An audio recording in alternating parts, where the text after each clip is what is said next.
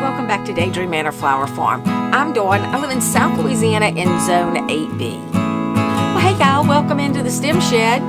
Yeah, it's freaking hot again. I mean, it's what happens when you live in Satan's armpit right now, right? So, yep, according to my temperature gauge, it is 91 here inside the stem shed. The humidity's really high, so that's why you're going to hear the fan going.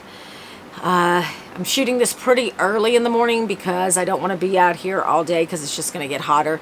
Yesterday when I came in here right around 11 o'clock, it was 101, so not trying to stay in here all day. But I do have a few things I want to get done. But I really want to talk to you about a couple of lessons that I have learned through all of this heat and how I'm going to adjust for next year. So let's jump into that. Number one, I'm moving. No, I'm just kidding. I wish. I mean, I've asked myself that 100 times. Why am I living in South Louisiana right now? I'm just kidding, though. One thing that I realized, what I want to do, I've talked about taking the month of July and August off just because of this heat. So this is definitely going to happen next year. But what I want to do is when I do that last succession planting, usually it's like the first or second week in June, I am going to double, maybe even triple that number up. Because the stuff that I have in the field is thriving. But I've lost several things because of the heat. So I feel like I can up my numbers a little bit better, up my odds a little bit. So I am going to do that. I sat down and I really looked at my seeds, what I would need to order to put in another order. Because again, still on a budget here, folks. So that's where I think I'm more leaning there. Second thing that I have learned is I may need to put drip irrigation in. Now, this is my fourth year, my fifth season growing, and I've never had drip irrigation. I've never had to hand water like I am now. I mean, there have been times where I've just had to water maybe once or twice. Right now, because we've had no rain either, which is very odd, I'm starting to have to water like 2 or 3 times a week. And so I don't know. I'm weighing it out. Let me just put it to you that way, because that is a cost that currently I do not have a budget for. So we're gonna have to see. So, we're just gonna have to see. We're gonna have to weigh that out. But right now, because the bigger picture is, let me back up. One of the things me and Mr. Daydream had talked about was once we get the high tunnel built, we would do a catch-all for the rain there. Because right now we catch rain off the roof of the house into barrels, so that works. But using that to feed into the drip irrigation, since it's out in the flower field, that's one thing we have thought about. So I don't know. I don't know. I'm going to have to sit down and look at my budget again. But those have been my two big takeaways through this heat. I mean, every day I feel like I'm learning something new. I did try, here's the third thing I learned. I did try to plant some things out in my weed fabric, the weed barrier, and they just disintegrated. I don't even know how else to say it. They just, I mean, it was bad. I'm pretty sure probably using that black fabric contributed to that. So maybe next year for just July and August, when I do that last succession planting, I may just use the white weed barrier, or I may go with none and just put it directly into the beds without any weed barrier. I did have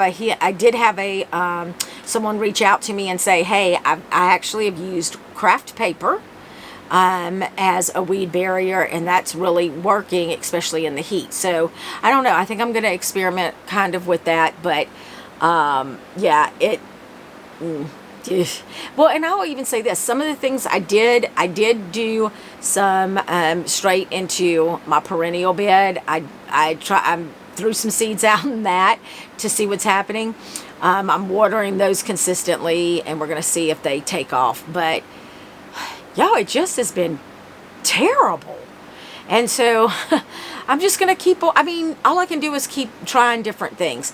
I did have Mr. Daydream till up one of those beds, and we re-fertilized it, put some compost in it, and I direct seeded some sunflowers and some zinnias. So I'm going to keep an eye on that, see if that works. Yo, it's just a learning game, and I'm not even really discouraged. I mean, I feel like I'm challenged, but I'm not discouraged, because anything we do in life, I mean, I always feel like there are challenges. There are always some roadblocks. So I just got to figure this one out.